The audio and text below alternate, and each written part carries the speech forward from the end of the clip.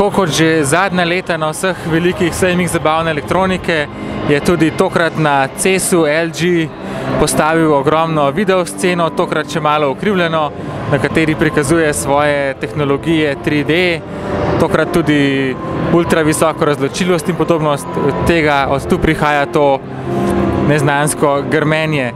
Sicer LG tokrat na sejmu največji poudarek daje prav televizorjem, med drugim so prikazali prve modele z operacijskim sistemom WebOS, ki so ga pred časom kupili od Hewlett Packarda in naj bi poenostavil uporabo televizorja. Poleg tega imajo prvi ukrivljen televizor v formatu kot v kinematografu 21:9, s tem tekmujejo s Samsungom. Potem so razširili svojo linijo ukrivljenih televizorjev in pa televizorjev z razločljivostjo 4K. Poleg tega pa je LG predstavil še svojo pametno zapestnico, nekakšen dodatek tako za rekreacijo kot za obvestila na roki iz telefona, medtem ko na telefonskem ali tabličnem področju tokrat niso pokazali kaj novega.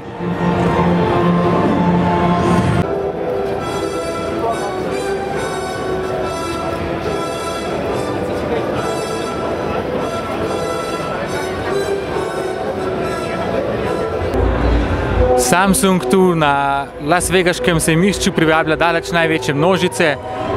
Neverjetno oblegana je bila že včeraj njegova novinarska konferenca, na razstavnem prostoru pa se je komaj mogoče premikati. Dominirajo sicer tukaj televizorji, tako kot pri vseh največjih proizvajalcih. Tu so orjaški 2,5 metrski modeli, potem ukrivljeni televizorji. Ena od zanimivih novosti je upogljiv zaslon, ki je lahko raven, lahko pa se spremeni v ukrivljenega. Opažamo pa tu, predvsem na tem razstavnem prostoru, da je pri ukrivljenih televizorjih pravi efekt šele potem, ko zložijo vsaj 3 skupaj in potem res stvar pride do izraza.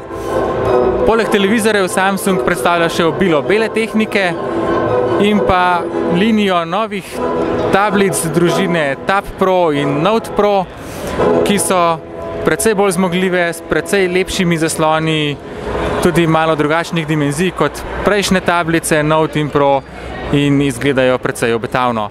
To je na kratko o Samsungu na sejmu CES-u v Las Vegasu.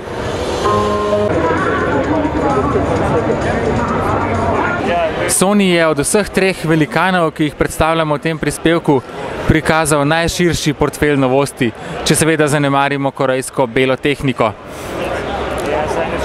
Govoril je sicer veliko o 4K, vendar ni dal v ospredje televizorjev, temveč je pokazal nov camcorder, ki snema v taki razločljivosti, namenjen pa je boljšim amaterskim snemalcem.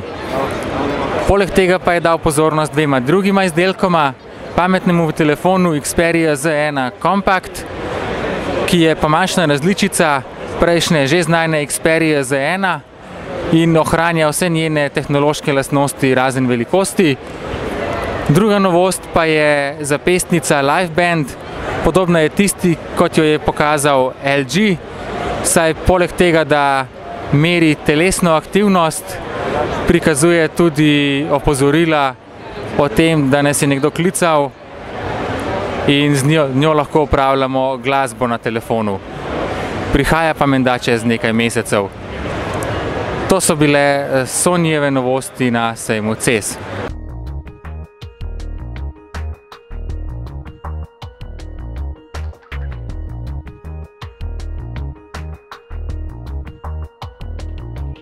Nismo še v stratosferi, smo pa na stratosferi.